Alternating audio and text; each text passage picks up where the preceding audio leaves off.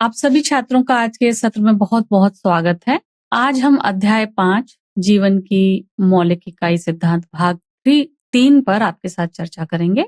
इस सत्र में हम एनसीईआरटी अनुभाग 5.2.2 एवं 5.2.3 को चर्चा में शामिल करेंगे। यह अस्वीकरण है। अब आज के सीखने के उद्देश्यों पर ध्यान देते हैं। तो पहला हमारा उद्देश्य है पादप कोशिका भित्ति की मूल संरचना को समझना, उसकी परतें, उसके जितने भी कंपोनेंट्स हैं जैसे सेल्यूलोज इत्यादि को पहचानना। दूसरा हमारा जो उद्देश्य है यह पता लगाना है कि कोशिका भित्ति कोशिका के आकार को बनाए रखने में आखिर कैसे योगदान देती है, इसको समझेंगे।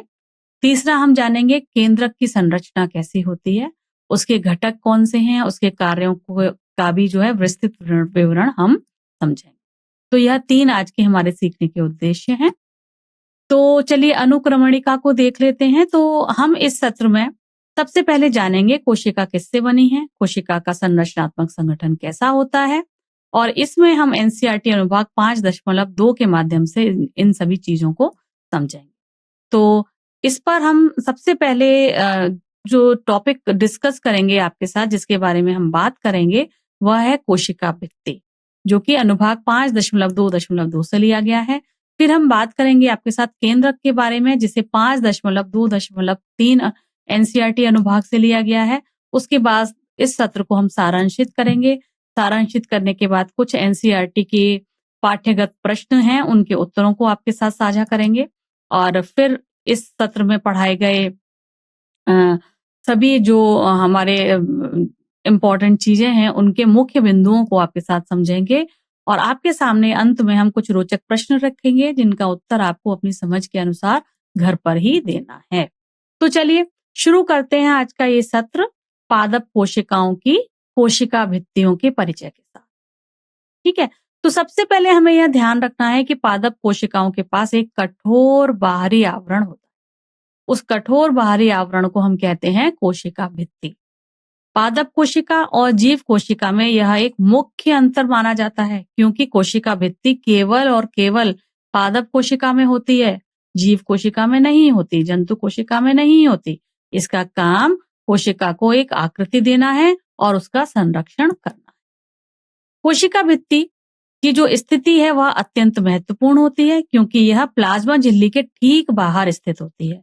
यदि सरल शब्दों में हम कहें तो हम कह सकते हैं कि कोशिका की भीरत की जो परतें हैं, उसकी यदि हम कल्पना करें तो सबसे बाहरी जो परत होगी वो कोशिका भित्ति होगी, और उसके अंदर ही आपकी कोशिका झिल्ली या प्लाज्मा झिल्ली पाई जाती है। अब यदि कोशिका भित्ति की संरचना के बारे में हम बात करें तो यह एक मुख्य रूप से सेल्यूलोज नामक एक पदार्थ से बना हुआ होता है। सेल्यूलोज एक प्रकार का जटिल कार्बोहाइड्रेट है, जिसे केवल पादप ही बना सकते हैं, यानी केवल पौधे ही बना सकते हैं। सेल्यूलोज के कारण ही यह जो कोशिका भित्ति है वह मजबूत होती है, जिसका अर्थ है कि पादपों के तने या पत्तियों को स्थिर बनाए रखने में यह अपना योगदान देती है। कोशिका भित्ति का एक और महत्वपूर्ण कार्य यह होता है कि यह उसको अखंड बनाती है, मतलब कोशिका की आकृति, उसकी सुरक्षा, उसकी स्थिरता, यह सब कोशिका भित्ति के कारण ही पादपों में संभव हो पाता है। तो कोशिका भित्तियों में सेल्यूलोज की भूमिका समझ लेते हैं।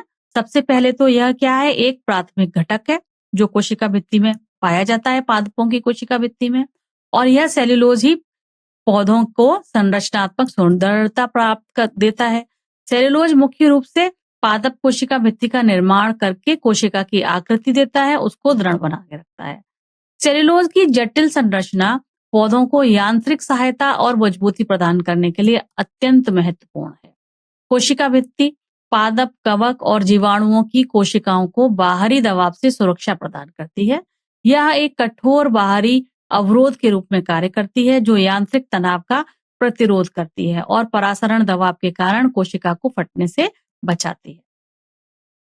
तो अब हम एनसीईआरटी अनुभाग के अनुसार प्लाज्मोलिसिस की प्रक्रिया को समझते हैं, जिसे हिंदी में जीव द्रव्य कुंचन के नाम से भी जाना जाता है।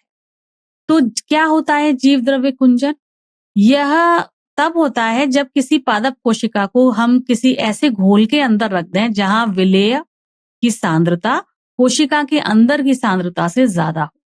यानी कि जिस घोल में हमने रखा है, मान लीजिए नमक के घोल में रखा है किसी पादप कोशिका को या चीनी के घोल में रखा है, तो उसकी जो सांद्रता है वह कोशिका के अंदर की सांद्रता से ज्यादा हो तो क्या होगा, पानी परासरण के द्वारा कोशिका से बाहर निकल जाएगा। ठीक है, तो जब बाहर निकल जाएगा तो पादप कोशिका में परासरण के कारण जल की हानि हो जाएगी। कोशिका की अंदर की जो सामग्री है इस स्थिति में यानी कि उसका जो जीव द्रव्य है वह संकुचित होकर कोशिका भित्ति से दूर हट जाएगा। तो यह प्रक्रिया परासरण के सिद्धांतों पर ही आधारित होती है। जब कोशिका से जल बाहर निकल जाता है तो वह संकुचित हो जाती है। तो यह स्पष्ट करता है कि जल ही है जो कोशिका को उसकी स्फीति और निश्चित आकार प्रदान करता है। जीव द्रव्य कुंचन को समझना पादप कार्यकी के अध्ययन के लिए अत्यंत आवश्यक। आप दिए हुए चित्र में कोशिका भित्ति देख सकते हैं और उसका जीव द्रव्य संकुचन भी देख सकते हैं। चलिए अब और विस्तार से थोड़ा जीव द्रव्य संकुचन को समझेंगे। तो आपने देखा कि यह एक महत्वपूर्ण अनुकूलन है। कैसे कि अल्प परासरी वातावरण में यदि हमने किसी पादप कोशिका को डाला तो कोशिका भित्ति की क्या भूमिका होगी हम ये समझ पाएंगे। कोशिका भित्ति क्या करेगी, कोशिका भित्ति पादपों में पाई जाती है, आपको पता है कवकों में, जीवाणुओं में, सभी में पाई जाती है और उनको अल्प परासारी वातावरण में जीवित रखने के लिए यह सहायक भी होती है। यदि हम अल्प परासारी माध्यम का अर्थ समझें तो हम जान पाएंगे कि कोशिका के बाहर का माध्यम जो है वह अधिक तनु है, अर्थात उसमें विलेय की सांद्रता कम है और जल की मात्रा ज्यादा है। तो इस तनु माध्यम में कोशिकाएं परासरण के माध्यम से जल का अवशोषण करती हैं।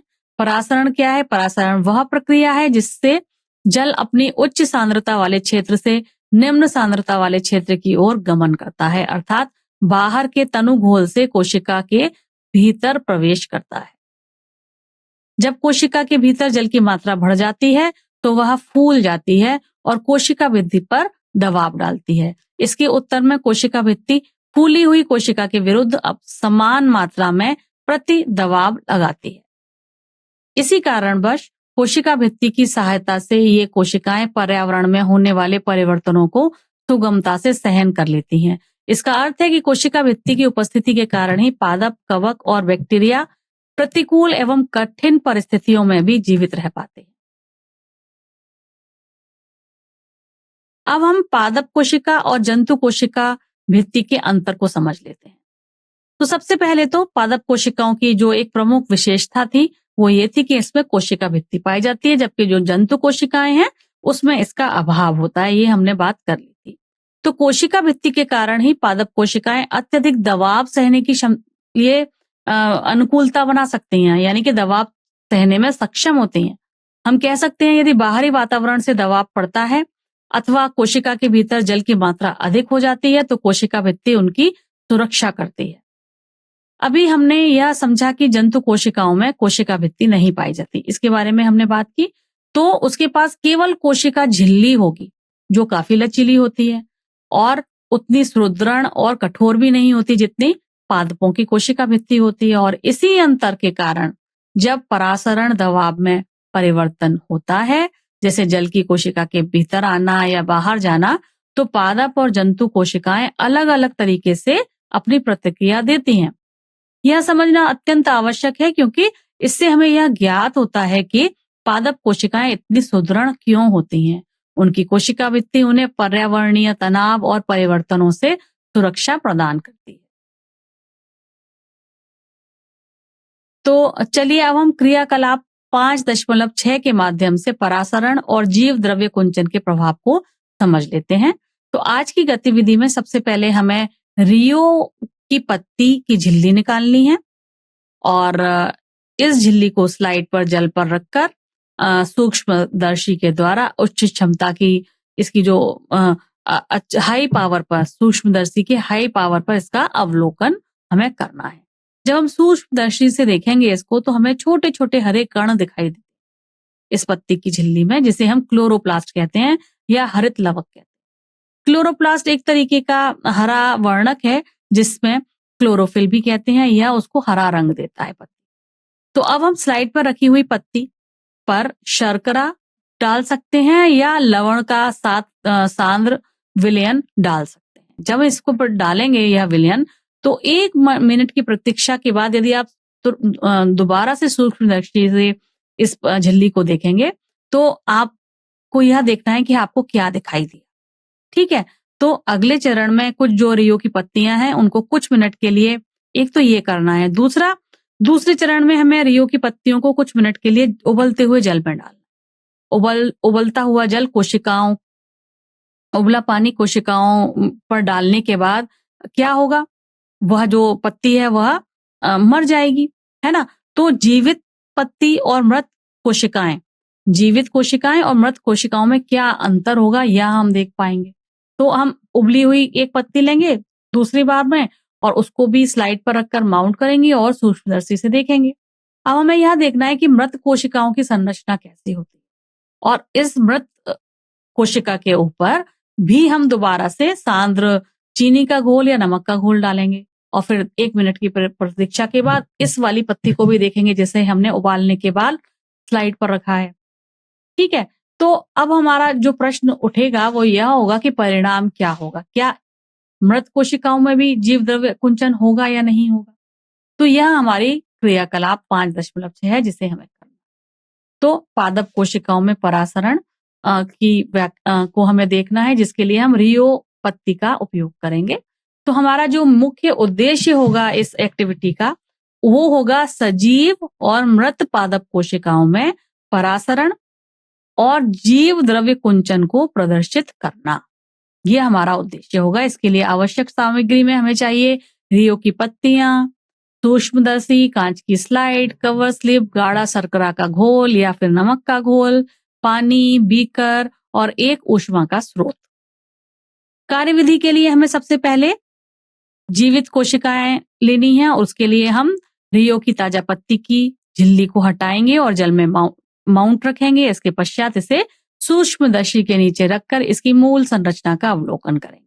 फिर स्लाइड पर हम क्या डाल देंगे, सांद्र चीनी का घोल या फिर नमक का घोल और होने वाले परिवर्तनों को ध्यान से देखेंगे। अब जो दूसरा भाग है, भाग बी में हम मृत कोशिकाओं को देखेंगे। मृत कोशिका तैयार करने के लिए हम क्या करेंगे, रियो की पत्तियों को कुछ मिनट के लिए उबालेंगे ताकि कोशिकाएं मृत हो जाएं। इसके बाद इन्हें भी जल में माउंट करेंगे और स्लाइड पर सांद्र चीनी का घोल या नमक का घोल डालेंगे और अंत में इनका भी सूक्ष्मदर्शी से अवलोकन करेंगे कि क्या कुछ परिवर्तन हो रहा है या नहीं। तो अब हमें देखना है क्या होता है। तो इस प्रयोग के मुख्य प्रेक्षक पर हम फोकस करते हैं। प्रारंभ में कोशिकाएं कैसी होंगी, जो जीवित कोशिकाएं हैं वो पूरी तरीके से सामान्य हमें दिखाई देंगी, उनके भीतर क्लोरोप्लास्ट भी स्पष्ट दिखाई देंगे। लेकिन जब हम चीनी या नमक का सांद्र विलयन उनके ऊपर डालेंगे तो परासरण के कारण कोशिका के भीतर का जल बाहर निकल, जबकि जो मृत कोशिकाएं हैं उनका प्रेक्षण बिल्कुल भिन्न होगा। यानी कि जब हम उन पर चीनी या नमक का सांद्र विलयन डालेंगे तो उनमें कोई परिवर्तन नहीं दिखाई देगा। इसका अर्थ यह है कि कोशिका झिल्ली संकुचित नहीं हो रही है मृत कोशिकाओं में और जीव द्रव्य कुंचन की प्रक्रिया नहीं घटित हो रही है। तो इससे हमें क्या निष्कर्ष मिला, हमें इससे यह निष्कर्ष मिला कि केवल जीवित कोशिकाओं में ही प्लाज्मोलिसिस होती है और यह परासरण के कारण होती है। मतलब जीवित कोशिका की झिल्ली पानी को चुनिंदा रूप से अंदर और बाहर आने जाने देती है और इसीलिए प्लाज्मोलिसिस संभव है। दूसरा निष्कर्ष हमारा यह निकला कि मृत कोशिकाओं में प्लाज्मोलिसिस नहीं होती क्योंकि उनकी कोशिका झिल्ली की अपनी चयनात्मक पारगम्यता खो दी है, क्योंकि वह मृत हो गई हैं इसलिए उन्होंने अपनी चयनात्मक पारगम्यता खो दी है। इसका अर्थ है कि मृत कोशिकाओं की झिल्ली अब फिल्टर की तरह काम नहीं करेगी। और तीसरा एवं अंतिम निष्कर्ष यहाँ पर यह निकलेगा कि परासरण केवल उन्हीं कोशिकाओं में होता है जिनकी कोशिका झिल्ली अक्षत होती है, यानी कि जीवित कोशिकाएं। मृत कोशिकाओं में यह नहीं होता। चलिए, तो यह था हमारा क्रियाकलाप। अब हम केंद्रक के बारे में बात कर लेते हैं। तो केंद्रक जो है वह चारों ओर एक दोहरी परत वाले आवरण से ढका रहता है जिसे हम केंद्रक झिल्ली कहते हैं। यदि हम ध्यान दें तो आप देखेंगे कि केंद्रक झिल्ली में छोटे छोटे छिद्र होते हैं जिसे हम केंद्रक छिद्र कहते हैं। आप जानते हैं कि केंद्रक के भीतर गुणसूत्र पाए जाते हैं। गुणसूत्र केवल तभी स्पष्ट रूप से दिखाई देते हैं जब कोशिका विभाजित हो रही हो। गुणसूत्रों के भीतर आपकी जानकारी के लिए बता दूं कि आनुवंशिक सूचनाएं होती हैं जो डीएनए अणुओं के रूप में रखी जाती हैं। गुणसूत्र केवल डीएनए के नहीं बने होते बल्कि इनमें प्रोटीन भी सम्मिलित होती है। यदि आप इस केंद्रक की संरचना को ध्यान से देखेंगे तो आप पाएंगे केंद्रक की झिल्ली है, इसमें छिद्र भी हैं, गुणसूत्र भी दिखाई दे रहे हैं। चित्र देखकर आप इसकी संरचना को आसानी से समझ लेंगे। तो हम केंद्रक पे अपनी चर्चा जारी रखेंगे और अब हम देखेंगे कि केंद्रक के अत्यंत महत्वपूर्ण भाग कौन-कौन से हैं। पहला तो है डीएनए और क्रोमैटिन, ठीक है? तो डीएनए कोशिका के भीतर का एक ब्लूप्रिंट होता है, यानी कि नीलामी पत्र होता है, जिसमें जीवन के निर्माण और संगठन की सभी आवश्यक सूचनाएं होती हैं। और एक और रोचक तथ्य यह है कि यह जो डीएनए होता है, उसके छोटे और कार्यात्मक खंड होते हैं, जिन्हें हम जीन कहते हैं। ठीक है? जब कोशिकाएं विभाजित नहीं होती, यानी कि गैर विभाजित अवस्था में रहती हैं जब कोशिकाएं, तब डीएनए एक विशिष्ट रूप में पाया जाता है जिसे हम क्रोमैटिन कहते हैं। क्रोमैटिन पदार्थ कहते हैं। क्रोमैटिन की संरचना अत्यंत विशिष्ट होती है। यह एक उलझे हुए धागे के समान पदार्थ होता है। तो जब कोशिका विभाजित होने लगती है तब यह क्रोमैटिन संगठित होकर गुणसूत्र बना लेता है। देखिए इस चित्र में आपको धागे के समान संरचना दिख रही होगी क्रोमैटिन की। तो केंद्रक की भूमिका क्या रहेगी? सबसे पहले केंद्रक कोशिका के प्रजनन और प्रजनन में केंद्रीय भूमिका निभाता है। यह कोशिका के अंदर होने वाले रासायनिक गतिविधियों को निर्देशित करता है। केंद्रक न केवल कोशिका प्रजनन में मुख्य भूमिका निभाता है बल्कि यह कोशिका के विकास और परिपक्वता को भी नियंत्रित करता है। जैसा कि आप जानते हैं, जीवाणुओं जैसे जीवों में केंद्रक स्पष्ट रूप से परिभाषित नहीं होता। अपरिभाषित केंद्रक क्षेत्र को केंद्रक काभ कहा जाता है। इस क्षेत्र में केवल केंद्रीय अम्ल होते हैं, परंतु यह केंद्रक झिल्ली से घिरा नहीं होता, इसीलिए इसे सत्य केंद्रक नहीं माना जाता। अतः हम कह सकते हैं जीवाणुओं जैसी प्रोकैरियोटिक कोशिकाओं में सुस्पष्ट केंद्रक के स्थान पर केवल एक केंद्रकाभ ही उपस्थित होता है। जब कोशिका विभाजन होने लगता है तब गुणसूत्र क्षणनुमा आकृति में आ जाते हैं। गुणसूत्र के भीतर डीएनए होता है जिनका पूर्ण रूप डीऑक्सीराइबो केंद्रीय अम्ल है, जिनका पूर्ण जो नाम है वह है डीऑक्सीराइबो केंद्रीय अम्ल। जब कोशिका विभाजित नहीं हो रही होती तो डीएनए एक उलझे हुए द्रव्यमान के रूप में रहता है जिसे हम क्रोमैटिन कहते हैं। डीएनए के छोटे छोटे कार्यात्मक खंड होते हैं जिन्हें हम जीन के नाम से जानते हैं। केंद्रक के भीतर एक और महत्वपूर्ण संरचना होती है जिसे हम केंद्रिका बोलते हैं या इंग्लिश में न्यूक्लियोलस कहते हैं। यह एक सघन और गोल आकृति होती है जो मुख्य रूप से आरएनए एवं प्रोटीन से मिलकर बनी होती है। केंद्रिका का मुख्य कार्य राइबोसोम का निर्माण करना है जो कोशिका में प्रोटीन संश्लेषण के लिए उत्तरदायी होती है। चलिए अब हम प्रोकैरियोट्स और यूकैरियोट्स को समझ लेते हैं, इनके बीच में क्या अंतर है। तो केंद्रक संरचना के आधार पर जो कोशिकाएं हैं वो दो प्रकार की हैं, प्रोकैरियोटिक एवं यूकैरियोटिक। यदि हम इनकी आकार की बात करें तो प्रोकैरियोटिक आमतौर पर छोटी होती हैं जबकि यूकैरियोटिक सामान्यतः बड़ी होती हैं। प्रोकैरियोटिक में केंद्रक अनुपस्थित होता है, यानी कि यहाँ पर एक अपरिभाषित केंद्रकीय क्षेत्र होता है जिसे हम न्यूक्लियोइड कहते हैं, जबकि यूकैरियोट में केंद्रक उपस्थित होता है और यह केंद्रकीय झिल्ली सहित सुस्पष्ट केंद्रक के रूप में यहाँ रहता है। गुणसूत्र की यदि हम बात करें तो प्रोकैरियोट्स में एकल गुणसूत्र होते हैं, वृत्ताकार होते हैं, जबकि यूकैरियोट्स में एक से अधिक रेखीय गुणसूत्र पाए जाते हैं। कोशिकांग को यदि देखें तो झिल्ली युक्त कोशिकांग प्रोकैरियोट्स में तो बिल्कुल भी नहीं होते, जबकि यह यूकैरियोट्स में उपस्थित होते हैं। उदाहरण यदि हम देखेंगे तो बैक्टीरिया एवं नीली हरी शैवाल प्रोकैरियोटिक कोशिका का उदाहरण बन के आएगी सामने, जबकि यूकैरियोटिक कोशिका में कवक, पादप एवं जंतु आ जाएंगे। तो अपवाद यदि हम देखें तो कुछ जो पूर्ण वयस्क स्तनधारी होते हैं उनकी लाल रक्त जो कोशिकाएं हैं वह यूकैरियोटिक होती हैं, लेकिन उनमें केंद्रक का अभाव होता है, इसीलिए यह एक अपवाद होता है। ठीक है? चलिए, तो यह थी प्रोकैरियोट और यूकैरियोट में अंतर। अब प्रोकैरियोट में प्रकाश संश्लेषण कैसे होता है इसके बारे में बात करेंगे। तो सबसे पहले ये समझिए कि कुछ प्रोकैरियोटिक जीवाणु जो प्रकाश संश्लेषण करते हैं, उनमें क्लोरोफिल पाया जाता है। क्लोरोफिल वही वर्णक है जो पौधों में भी होता है और सूर्य के प्रकाश को अवशोषित करता है। यहाँ एक महत्वपूर्ण अंतर है। प्रोकैरियोट्स में क्लोरोफिल सीधे झिल्लीदार पुत्तिकाओं से जुड़ा होता है।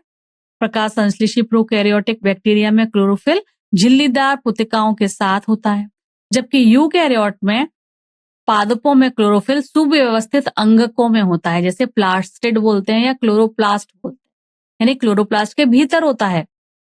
ठीक है? यह जो प्रक्रिया है, तो यह जो पुत्तिकाएं हैं, यह मूल रूप से छोटी छोटी थैली जैसी संरचनाएं होती हैं जो कोशिका के भीतर झिल्ली से बनी हो।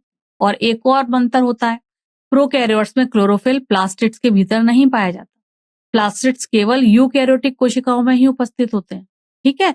क्योंकि प्रोकैरियोट्स में इन जटिल झिल्लीबद्ध प्लास्टिड्स का अभाव होता है, इसीलिए उनका जो क्लोरोफिल है वह झिल्लीदार पुत्तिकाओं के साथ ही व्यवस्थित रहता है। तो कुल मिलाकर जो प्रोकैरियोट्स हैं उसमें प्रकाश संश्लेषण यूकैरियोटिक कोशिकाओं से भिन्न होता है।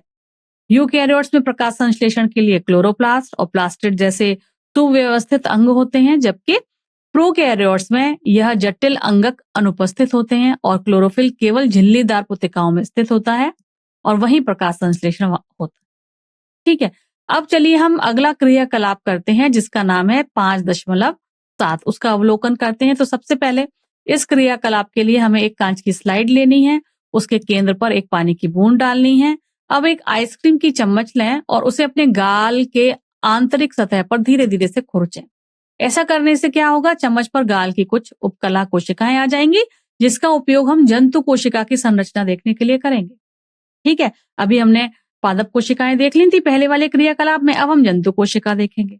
ठीक है? तो अब हम एक सुई की सहायता से उस सामग्री को क्या करेंगे, पहले स्लाइड पर स्थानांतरित करेंगे और उसे समान रूप से फैला देंगे। अब हम इस सामग्री को अभिरंजित करेंगे, यानी कि इसके ऊपर एक डाई डालेंगे, जैसे कि मिथिलीन ब्लू विलयन की एक बूंद इसके ऊपर हम डाल देंगे। अब हमारा यह जो नमूना है वह अवलोकन के लिए पूरी तरीके से तैयार है। अब हम इस स्लाइड को सूक्ष्मदर्शी के नीचे रखेंगे और गाल की कोशिकाओं को देखें। ठीक है? एक महत्वपूर्ण बात यह है कि कवर स्लिप रखना हमें भूलना नहीं है, कवर स्लिप जरूर रखनी है और रखते में हमें ध्यान रखना है कि कोई भी बुलबुला उसके बीच में ना आए, स्लाइड और कवर स्लिप के बीच में ना आए, तो हमें बहुत ध्यान से रखनी। तो यदि जब हम सूक्ष्मदर्शी में इसका अवलोकन करेंगे तो आप देखेंगे कि कोशिकाओं की आकृति कैसी होती है। आप जो कुछ भी देखेंगे उसका अवलोकन आपको पुस्तिका में अंकित करना है। सूक्ष्मदर्शी से अवलोकन करने के बाद क्या प्रत्येक कोशिका के केंद्र के निकट एक गहरा गोल अंडाकार बिंदु जैसी संरचना थी या नहीं थी, यह आपको देखना है। यदि है तो ये जो गहरे रंग की संरचना है इसी को केंद्रक कहते हैं। ठीक है? तो विचार कीजिए, क्या प्याज की झिल्ली की कोशिकाओं में भी ऐसा ही केंद्रक था जिसे हमने अभी थोड़ी देर पहले किया था? जब आप अपने परीक्षणों की तुलना करेंगे तो पाएंगे कि दोनों ही कोशिकाओं में केंद्रक मौजूद था, जो कोशिका के नियंत्रण केंद्र के रूप में कार्य करता है। हालांकि प्याज की कोशिका में केंद्रक प्रायः परिधि की ओर होता है, जबकि जंतु कोशिका में यह केंद्रक केंद्र के अधिक समीप होता है। तो चलिए अब हम अपना मानव गाल कोशिकाओं के अध्ययन का उद्देश्य देख लेते हैं। तो हमारा उद्देश्य है सूक्ष्मदर्शी के नीचे मानव गाल कोशिकाओं का अवलोकन करना और उसका अध्ययन करना। इस प्रयोग के लिए आवश्यक सामग्री में हमारा लगेगा glass slide, cover slip, ice cream चम्मच या जिसे स्पैचुला भी कहते हैं, methylene blue strain, methylene blue अभिरंजक जिसे बोलेंगे हिंदी में, सुई या फिर ड्रॉपर। सूक्ष्मदर्शी भी चाहिए हमें और पानी भी चाहिए। फिर हमें प्रक्रिया शुरू करनी है। चम्मच से धीरे धीरे गाल के अंदरूनी हिस्सा खरोचना है, सामग्री को पानी के साथ स्लाइड पर स्थानांतरित करना है, मिथिलीन ब्लू उसके ऊपर डालना है, समान रूप से उसे फैलाना है और उसके ऊपर कवर स्लिप रख देना और फिर सूक्ष्मदर्शी के नीचे इसका अवलोकन करना है। अवलोकन करने में हम देख पाएंगे कि गाल की जो कोशिकाएं हैं उनका आकार चपटा है और अनियमित है। ये कोशिकाएं एकदम सटीक गोल या चौकोर तो नहीं होती, बल्कि भिन्न भिन्न असामान्य आकृति की है। अगला बिंदु यह है कि प्रत्येक कोशिका के भीतर हमें एक सुस्पष्ट केंद्रक दिखाई देता है। यह केंद्रक को कोशिका का इस केंद्रक को आप कोशिका का नियंत्रण कक्ष भी मान सकते हैं, जहां से कोशिका की सभी महत्वपूर्ण गतिविधियां संचालित होती हैं। तीसरी बात यह है कि जब हम कोशिकाओं को अभिरंजित करते हैं तो वो नीले रंग की दिखाई देती है। सूक्ष्मदर्शी के क्षेत्र में जब हम आप देखेंगे तो आपको कई कोशिकाएं एक साथ दिखाई देंगी। एक ही स्लाइड पर गाल की अनेक कोशिकाओं के समूह पर आप नजर डाल सकते हैं, उनकी व्यवस्था देख सकते हैं, उनकी संरचना की तुलना का आप अध्ययन कर सकते हैं और यह समझ सकते हैं कि ये कोशिकाएं आपस में किस प्रकार संगठित होकर ऊतक का निर्माण करती हैं। अब हमारा निष्कर्ष क्या होगा इस क्रियाकलाप का? हमारा निष्कर्ष होगा कि मानव गाल की कोशिकाएं उपकला कोशिकाएं हैं। इनका आकार अनियमित है और इनका केंद्रक हमें स्पष्ट रूप से दिखाई दे रहा है या परिभाषित हो रहा है। अगला हमारा निष्कर्ष होगा कि गाल की कोशिकाओं की मूल संरचना अन्य जंतु कोशिकाओं के ही समान है, परंतु यह पादप कोशिका जैसे कि जो प्याज की कोशिकाएं थी उससे सर्वथा भिन्न है। गालों की कोशिकाओं में कोई कोशिका भित्ति नहीं है, इसका पूर्ण अभाव है और इसका जो आकार है वह भी पादप कोशिका की तुलना में अनियमित है। आपको दिए गए चित्र में गाल की कोशिकाएं दिखाई गई हैं, जो कि सूक्ष्मदर्शी के माध्यम से कैसी दिखती हैं वह पिक्चर आपको दिखाया गया। चलिए अब इस सत्र को सारांशित करेंगे। पहले हमने जो भी पढ़ा उसको संक्षेप में एक बार दोहरा लेते हैं। हमने जाना था इस सत्र के दौरान कि पादप कोशिकाओं में कोशिका भित्ति नामक एक कठोर बाहरी आवरण होता है और यह मुख्य रूप से सेल्यूलोज का बना होता है। कोशिका भित्ति का प्राथमिक कार्य पादप कोशिका को संरचनात्मक सुदृढ़ता प्रदान करना होता है। जब कोशिका को अल्प परासरी माध्यम में रखा जाता है तो परासरण के कारण जल कोशिका के भीतर प्रवेश करता है और उसे फुला देता है। ऐसी स्थिति में कोशिका भित्ति आंतरिक दबाव के विरुद्ध समान मात्रा में प्रति दबाव लगाती है, जिससे कोशिका फटने से बच। जब हम किसी कोशिका को पादप कोशिका से परासरण के माध्यम से जल की हानि होगी तो क्या होगा? तो कोशिका के भीतर की समग्र सामग्री, जिसे हम जीव द्रव्य कहते हैं, वह समग्र सामग्री संकुचित होकर कोशिका भित्ति से दूर हट जाएगी और इस विशिष्ट वैज्ञानिक परिघटना को हम जीव द्रव्य कुंचन कहते हैं। यह भी हमने पढ़ा था और यह एक महत्वपूर्ण जैविक तथ्य है कि केवल और केवल जीवित कोशिकाएं ही परासरण के माध्यम से जल को अवशोषित करने की क्षमता रखती हैं। केंद्रक के बारे में भी हमने पढ़ा। हमने जाना कि केंद्रक के चारों ओर एक दोहरी झिल्ली होती है जिसे केंद्रक झिल्ली कहते हैं और उसमें छोटे छोटे छिद्र भी होते हैं। केंद्रक के भीतर गुणसूत्र होते हैं जो डीएनए एवं प्रोटीन से मिलकर बने होते हैं। डीएनए के भीतर ही वंशानुक्रम और कोशिका के संगठन से संबंधित समस्त महत्वपूर्ण जानकारियां संचित होती हैं। डीएनए के छोटे और कार्यात्मक खंडों को जीन कहा जाता है। गैर विभाजित कोशिकाओं में डीएनए क्रोमैटिन पदार्थ के रूप में होता है, जो धागे के समान उलझी हुई एक ढीली संरचना है। जब कोशिका विभाजित होने की प्रक्रिया प्रारंभ करती है तब यही क्रोमैटिन सघन रूप से संगठित होकर गुणसूत्र बना लेता है। केंद्रक कोशिका के लिए अत्यंत महत्वपूर्ण अंगक है क्योंकि यह कोशिका की प्रजनन, विकास और समस्त जैविक गतिविधियों को नियंत्रित करता है। प्रोकैरियोट्स में सुस्पष्ट केंद्रक झिल्ली का अभाव होता है और इसमें अन्य झिल्लीबद्ध कोशिकांग जैसे माइटोकॉन्ड्रिया, गोल्जी कॉम्प्लेक्स भी नहीं पाए जाते। इनमें केवल एक अनिश्चित केंद्रक क्षेत्र होता है जिनमें आनुवंशिक पदार्थ स्थित होता है, जिसे हम केंद्रकाभ कहते हैं। यूकैरियोट्स में केंद्रक सुस्पष्ट होता है और दोहरी केंद्रक झिल्ली से घिरा रहता है। इन कोशिकाओं के कोशिका द्रव्य में विभिन्न झिल्लीबद्ध अंगक भी पाए जाते हैं जैसे माइटोकॉन्ड्रिया, गोल्जी कॉम्प्लेक्स, लाइसोसोम इत्यादि। प्रकाश संश्लेषी प्रोकैरियोटिक जीवाणुओं में क्लोरोफिल पाया जाता है, परंतु यह यूकैरियोटिक कोशिकाओं की तरह प्लास्टिड में स्थित नहीं होता। प्रोकैरियोट्स में क्लोरोफिल झिल्लीदार पुत्तिकाओं में या उस जैसी थैलियों जैसी संरचनाओं में पाया जाता है। तो यह सारांश था इस सत्र का। अब कुछ एनसीईआरटी के प्रश्न कर लेते हैं। चलिए, पहला प्रश्न यहाँ दिया है, यदि एक कोशिका का संगठन किसी भौतिक या रासायनिक प्रभाव के कारण नष्ट हो जाता है तो क्या होगा? तो इसके उत्तर को समझ लें। यदि किसी कोशिका का संगठन भौतिक या रासायनिक प्रभावों के कारण नष्ट हो जाएगा तो वह अपने मूल जीवन के कार्यों को निष्पादित नहीं कर पाएगी। कोशिका की जो जीवन क्षमता है उसके विशिष्ट अंगकों जैसे केंद्रक, माइटोकॉन्ड्रिया, प्लाज्मा झिल्ली के व्यवस्थित संगठन पर निर्भर करती है। यदि यह संरचना टूट जाती है तो कोशिका श्वसन, पोषण और अवशिष्ट उत्सर्जन जैसी आवश्यक प्रक्रियाएं बंद कर देती है, जिससे अंततः कोशिका की मृत्यु हो जाती है। इसके परिणाम स्वरूप कोशिका अपने जैविक क्रियाओं को जारी रखने में असमर्थ होगी और अंततः वह मर जाएगी। चलिए अगला प्रश्न है, कोशिका के अंदर प्रोटीन कहाँ संश्लेषित होती है? इस प्रश्न का उत्तर समझेंगे। तो कोशिका के अंदर प्रोटीन जो है एक राइबोसोम नामक जो इसका कोशिकांग होता है, जो कि कोशिका द्रव्य में स्वतंत्र रूप से तैरता है, वहां पर प्रोटीन संश्लेषण होता है। तो हम कह सकते हैं कि राइबोसोम कोशिका का प्रोटीन कारखाना है।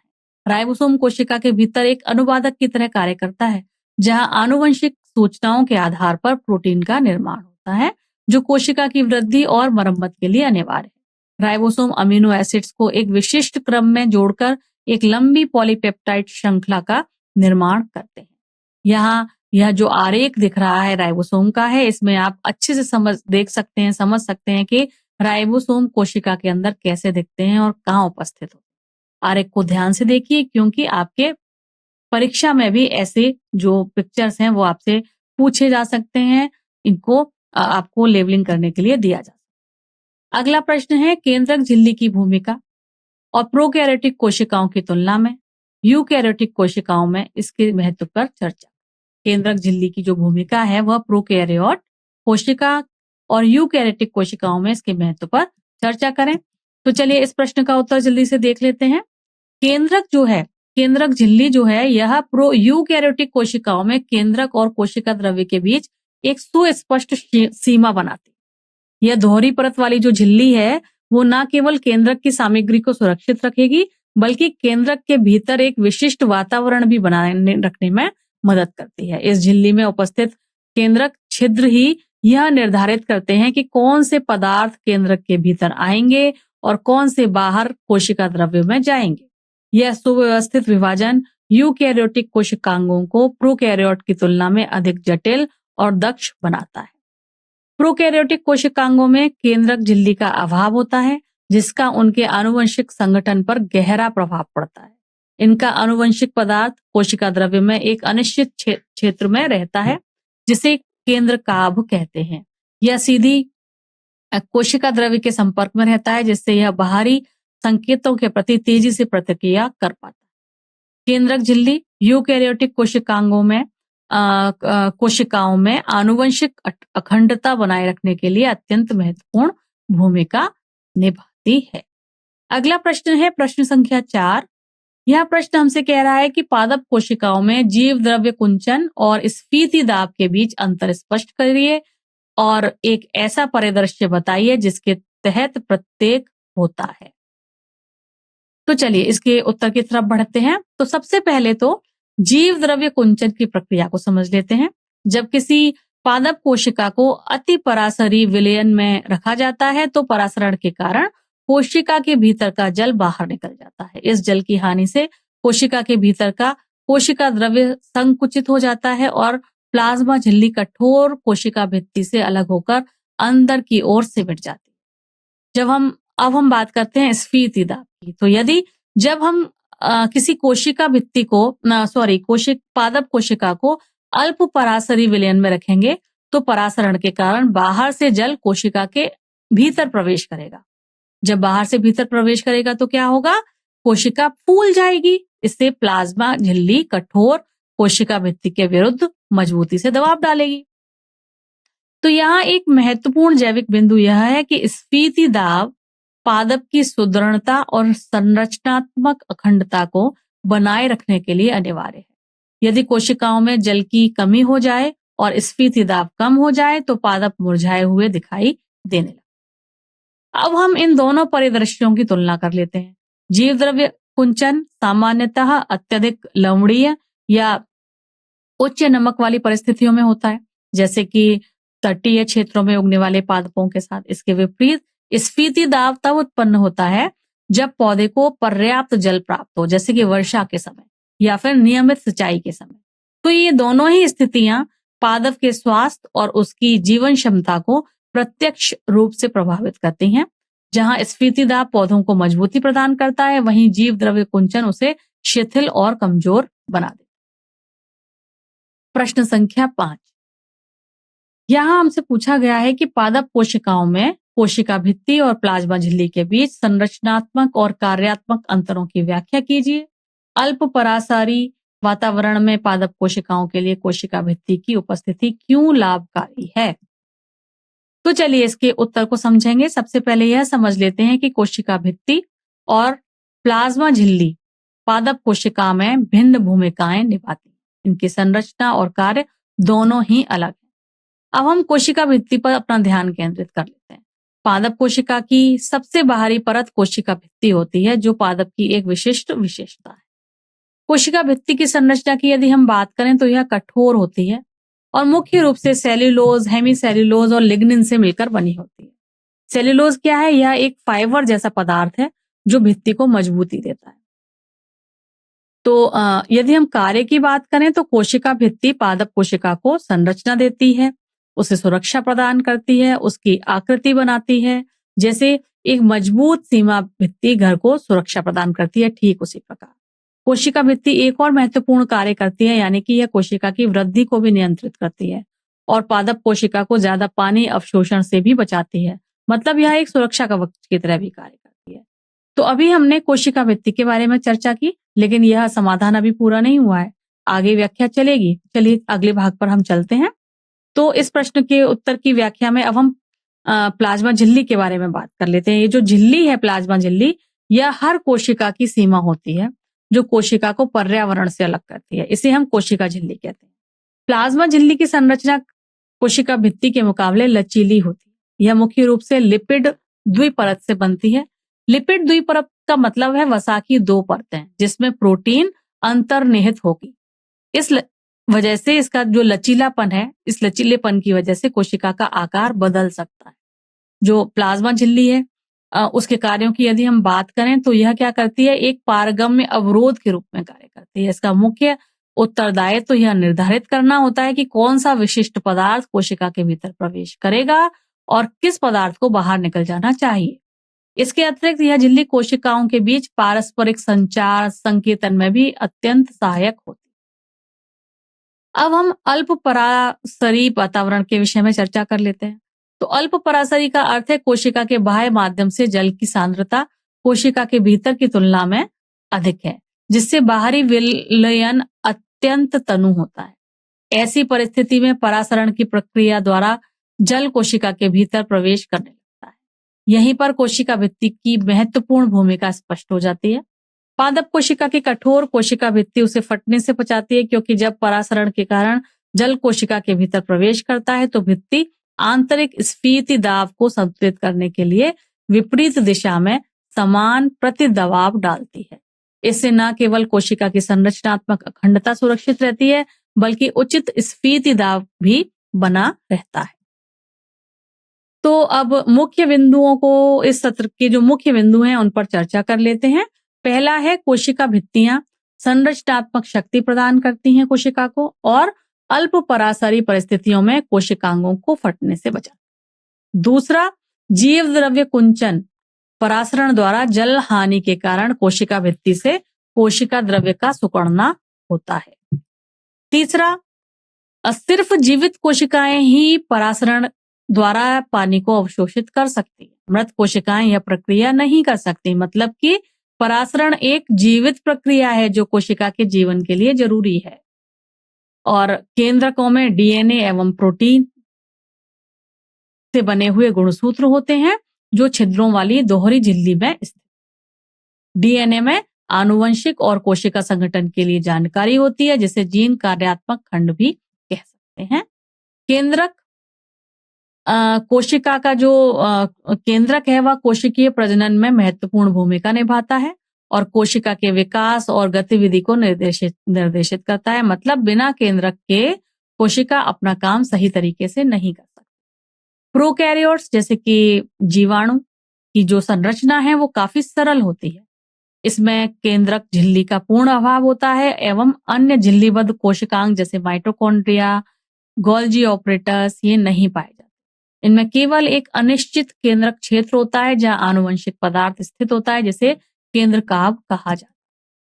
प्रकाश संश्लेषी प्रोकैरियोटिक बैक्टीरिया जैसे साइनोबैक्टीरिया, इनमें क्लोरोफिल होता है, लेकिन यह क्लोरोफिल प्लास्टिड्स में नहीं होता बल्कि छोटी छोटी झिल्लीय पुटिकाओं में होता है। मतलब पादप और बैक्टीरिया में प्रकाश संश्लेषण करने वाली जो संरचनाएं हैं वह अलग अलग होती है। तो यह मुख्य बिंदु थे। अब कुछ रोचक प्रश्न आपके सामने रखते हैं। पहला प्रश्न आपसे हम पूछेंगे कि पादप और जंतु कोशिकाओं के बीच संरचनात्मक अंतरों की आप तुलना करें, उनमें भेद करें, कोशिका वृद्धि की उपस्थिति और कार्य पर ध्यान केंद्रित करते। ये अंतर कोशिका की अल्प परासारी वातावरण के प्रति प्रतिक्रिया को कैसे प्रभावित करता है, इसके बारे में बताएं। दूसरा प्रश्न हम आपसे जानना चाहेंगे कि कोशिकीय प्रजनन और विकास में केंद्रक का क्या महत्व है, उसका विश्लेषण करिए। केंद्रकीय कार्य को प्रभावित करने वाले उत्परिवर्तन किसी जीव के विकास और आनुवंशिकता को कैसे प्रभावित कर सकते हैं, इसके बारे में। तो यह 2 रोचक प्रश्न आपके सामने हैं। इसका आपको घर पर ही अपनी समझ के अनुसार जो है उत्तर देना है। तो यह था आज का सेशन। यह सेशन यही समाप्त होता है। अगले सत्र में किसी नए टॉपिक के साथ आपके सामने फिर से हाजिर होंगे। तब तक के लिए बहुत बहुत धन्यवाद।